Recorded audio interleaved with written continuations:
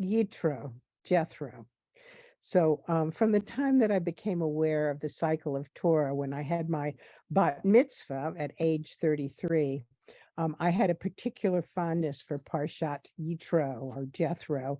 And I don't think it's because of my cherished memories of watching the Beverly Hillbillies with my family when I was a little girl.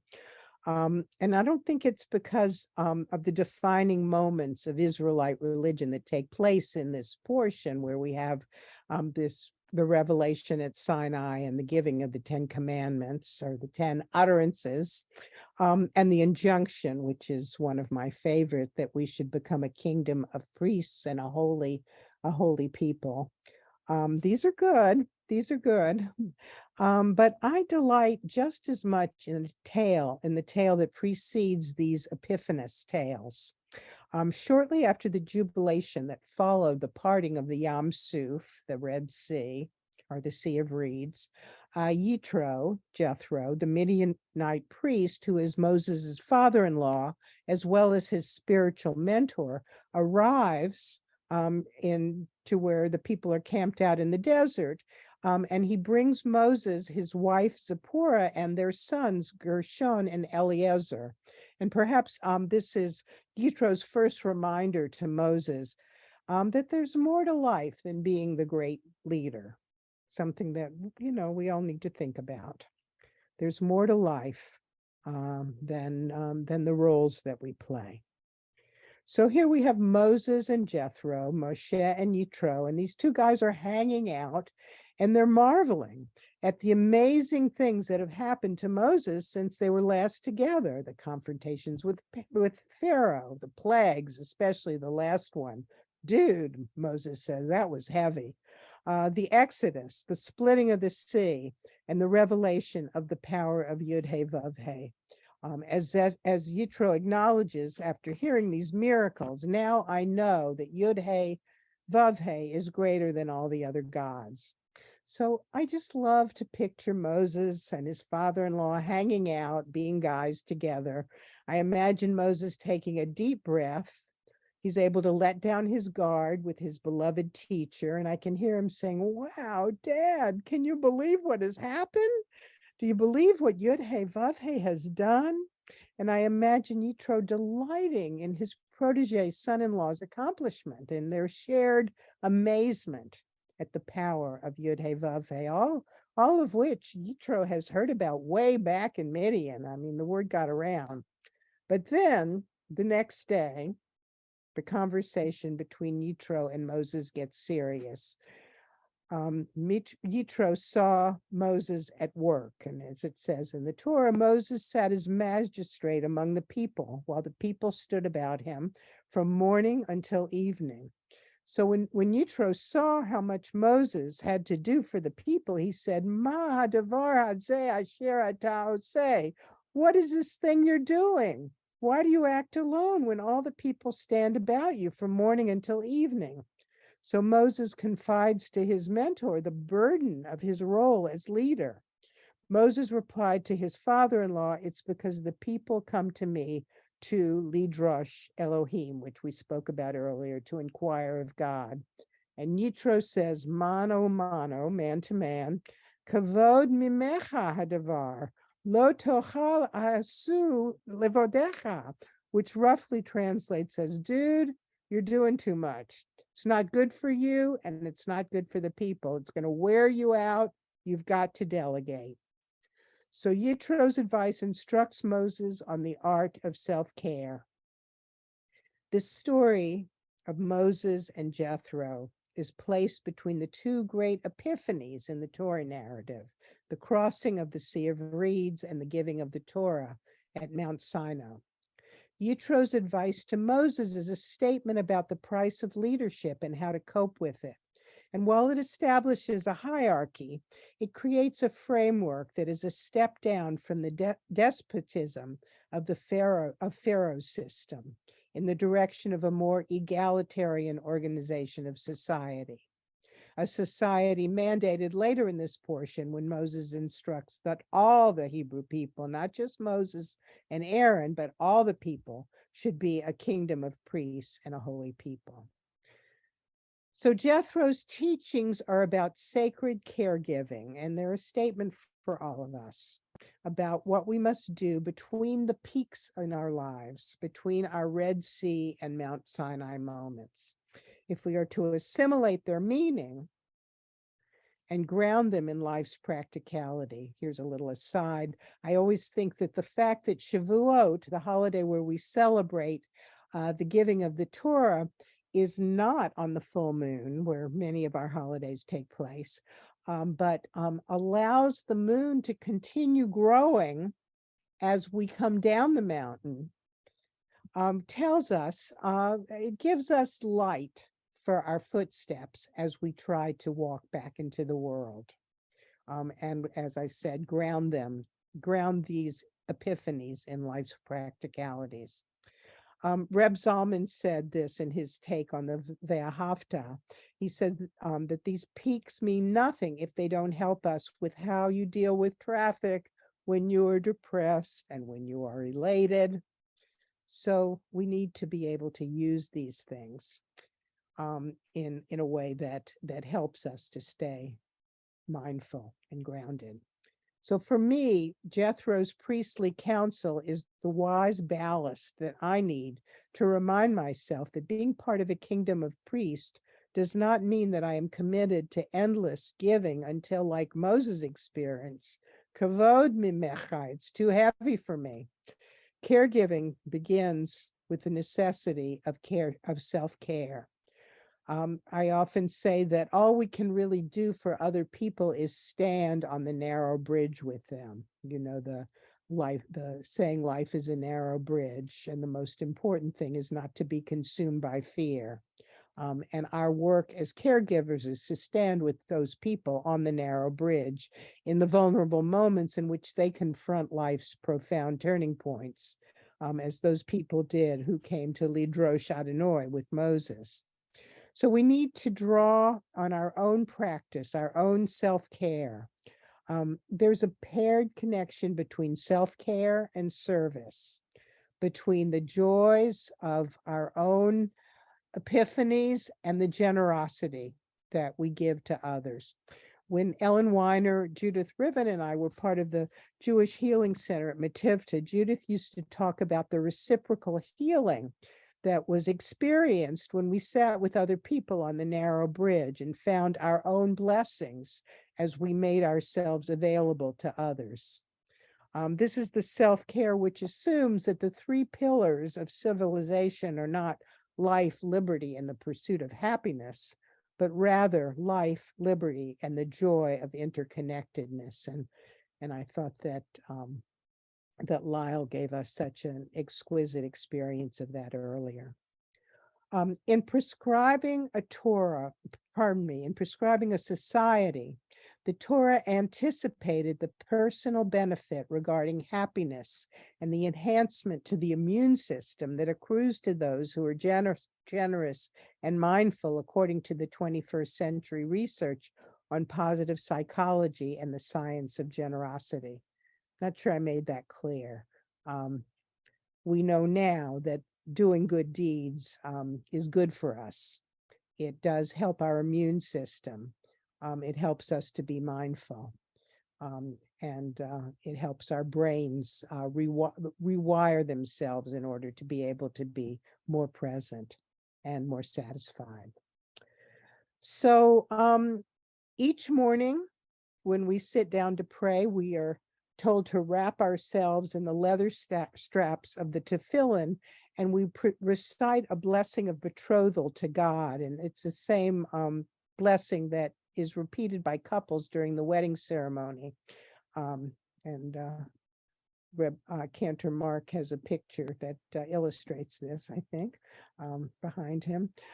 This blessing lists the values which represent the nature of holiness. These exquisite attributes might define what God really is.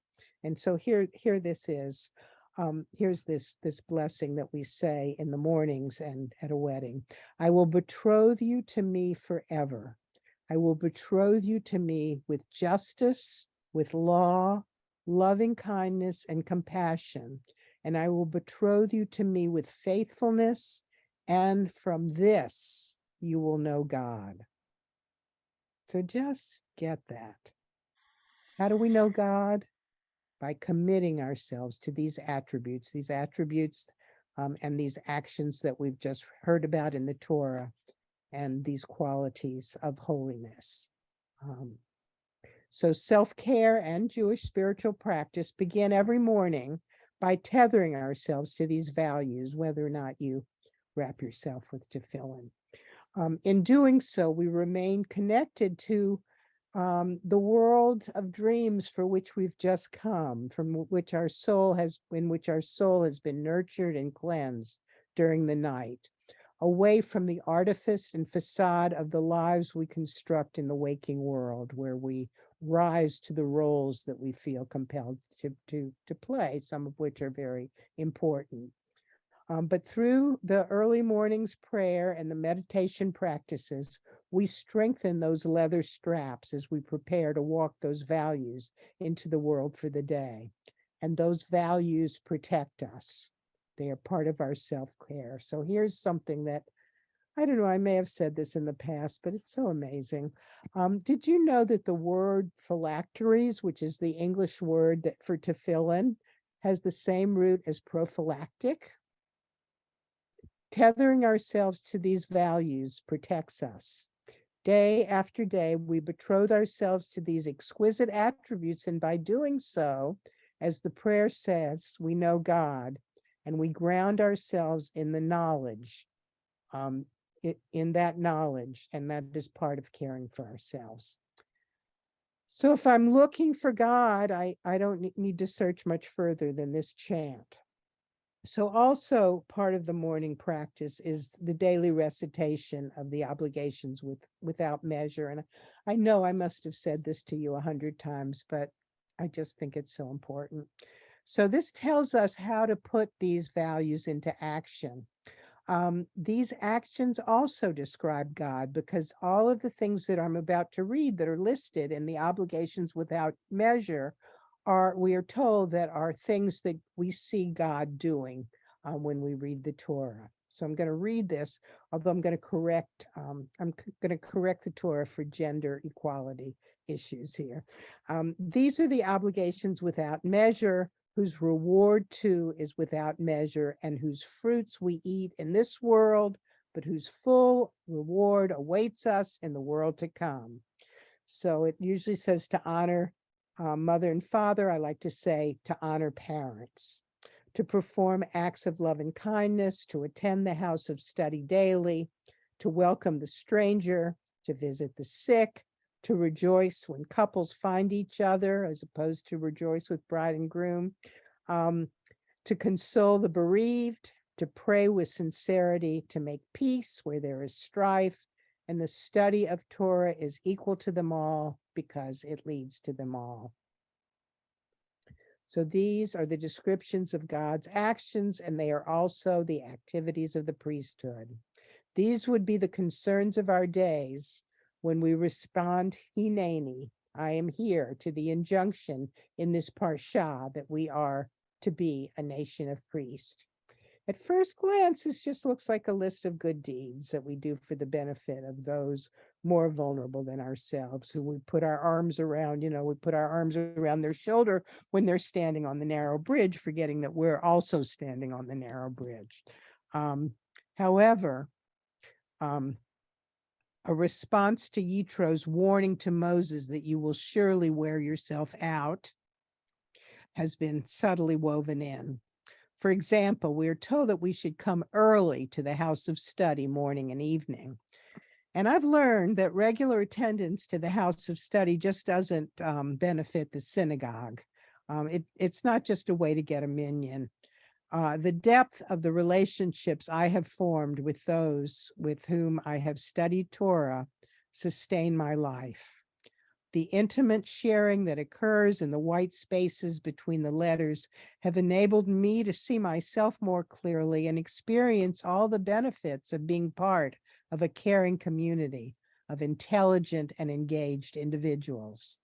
And here we are, the Metivta community, very much It's not about the fact that we have a minyan. It's really about what do we get as we breathe together.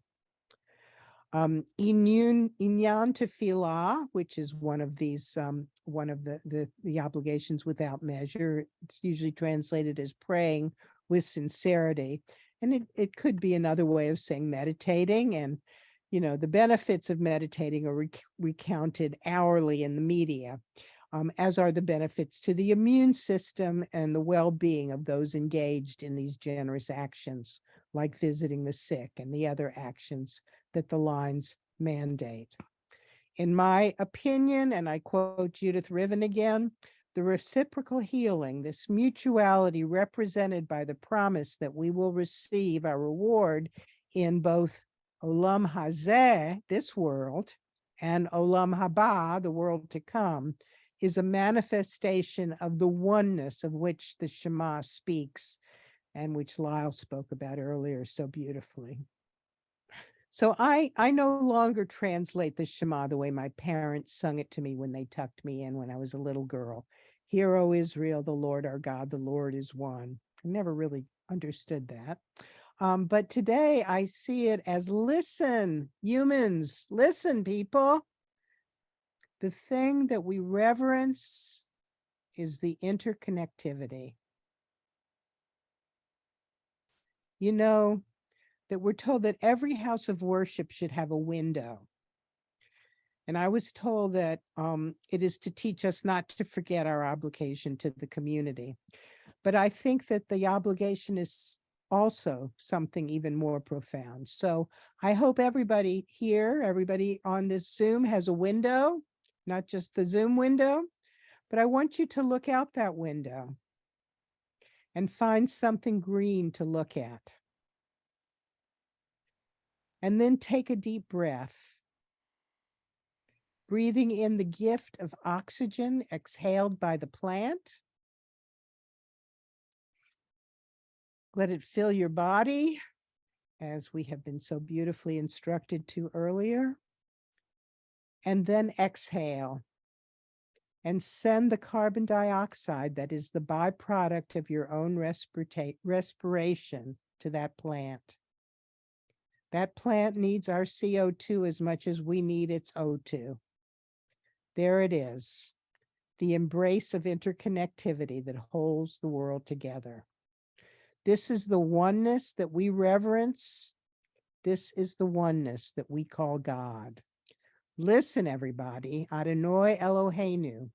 This is the mystery that we reverence. So let me remind you what this oneness asserts. We all stand together on the narrow bridge, and while we stand there for each other, we must heed Yitro's words, knowing that in order to serve the oneness, in order to care for others, we must also care for ourselves. So let's be priests for each other and priests for ourselves as we stand together one more time at Sinai. Shabbat Shalom.